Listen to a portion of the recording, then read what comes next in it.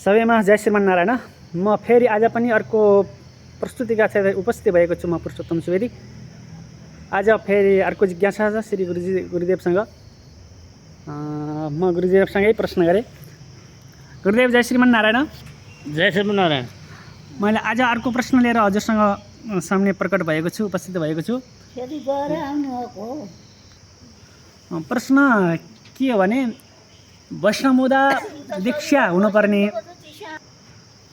वैष्णव हुँदा दीक्षा लिएर वैष्णव हुनुपर्ने र अरू जस मार्त भन्छन्, हामी शैव हौँ भन्छन्, जो गणपत्य भन्छन्, तिनीहरूले दीक्षा लिन पर्ने कि नपर्ने, हामी उनीहरू दीक्षा नलिकन हामी स्मार्त हौँ, हामी शैव हौँ, हामी शाक्त हौँ, हामी गणपत्य हो भन्छन्, तिनीहरूमा दीक्षाको के प्रबन्ध छ, त्यसको बारे थोरै प्रश्न पारिदिनु थोरै जिज्ञासा लिएर अहिले सामने आए।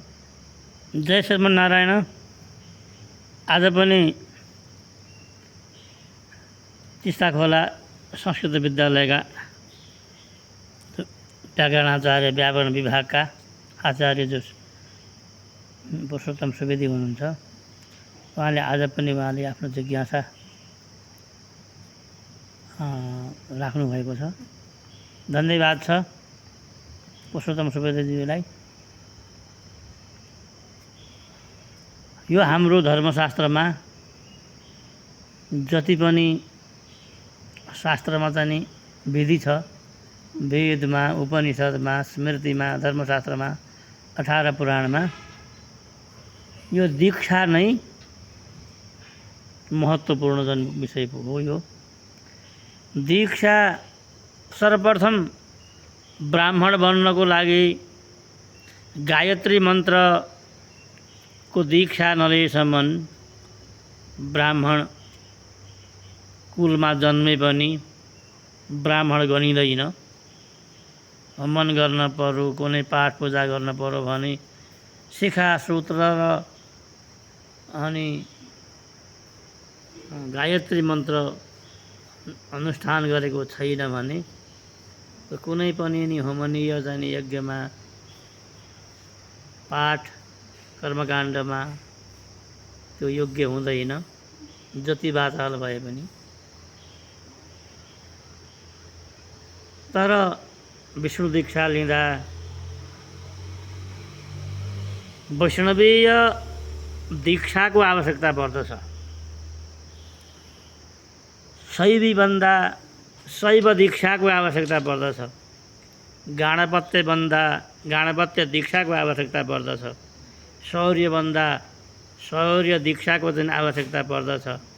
शाक्तभन्दा देवीको उपासना कसरी गर्ने, दीक्षा कसरी लिने भन्ने सम्बन्धित गुरुहरूले दीक्षा दिनुहुन्छ। जुन दीक्षा दिँदा आफूले पनि दीक्षा लिएको हुनुपर्यो, त्यही मन्त्र मात्र चाहिँ शिष्यलाई चाहिँ के अरे दीक्षा दिने अधिकार हुन्छ। गणेशको मन्त्र दिन पर्यो कसैलाई भने म गणेशको चाहिँ उपासक भन्छ भने पनि गणेशको उपासक, गणेशको मन्त्र लिएको गुरु छन् कि छैनन् त्यो चाहिँ पहिला गुरुको शुद्धिकरण गर्नुपर्छ। बिना दीक्षा लिएका गुरुले दीक्षा नलिकन मैले विष्णु मन्त्र दिन्छु,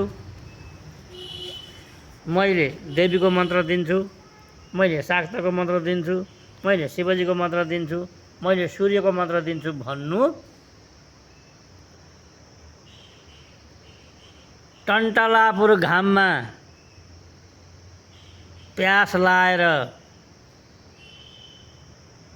अनि त्यहीँ त्यहीँ चाहिँ बालुवामा चाहिँ खनेर पानी निकालेर खाएर म तृप्ति पानी म प्यास हिँड्छु भन्नु जस्तो।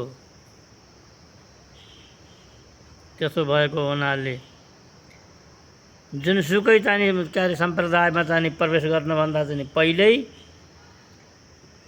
दीक्षा लिन चाहिँ आवश्यकता पर्दछ।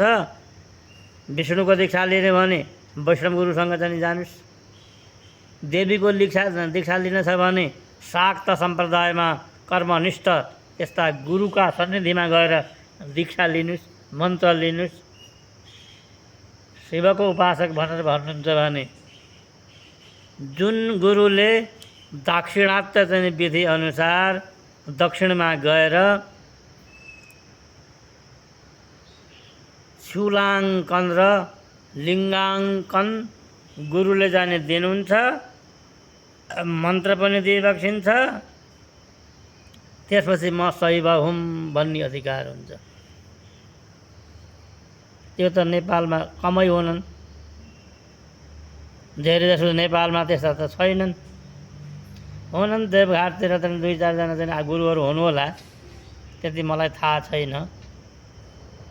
तर गुरुले जाने शिव दीक्षा दिनु पर्यो भने आफूले जाने लिङ्गाङ्कन अथवा जाने शूलाङ्कन धारण गरेका गुरुलाई आचार्य बनाएर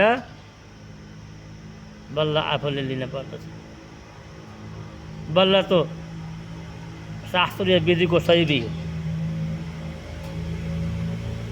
विष्णु दीक्षा लिन पनि वैष्णवीय दीक्षा अनुसार, शास्त्रीय विधि अनुसार आचार्यम संश्रयेत पूर्वम अनघम वैष्णवम द्विजम पंच संस्कार संपन्नम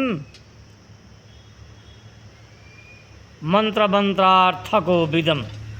त्यस्ता गुरुलाई चाहिँ नि सन्निधिमा गएर दीक्षा लिन पर्दछ। सबै त्यही विधि हो। बिना विष्णु मन्त्र वैष्णव बनिन्न, बिना शैव मन्त्र शिव मन्त्र नसुनिकन शैवी बनिन्न, बिना गाँडापत्य मन्त्र नसुनिकन गणेशको उपासक बनिन्न, बिना जाने देवीको जाने मन्त्र नसुनिकन शाक्त बनिन्न।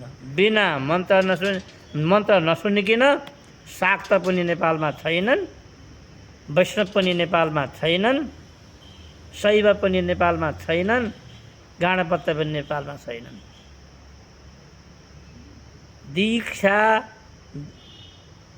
गुरुले जाने मन्त्र दिइसकेपछि बल्ल म चाहिँ शैवी हुँ भन्नु यो स्वाभाविक हो। मन्त्र लिइसकेपछि वैष्णवीय मन्त्र आचार्य गुरुबाट लिएपछि म वैष्णव भन्नु स्वाभाविकै हो, यस्तो मलाई लाग्छ।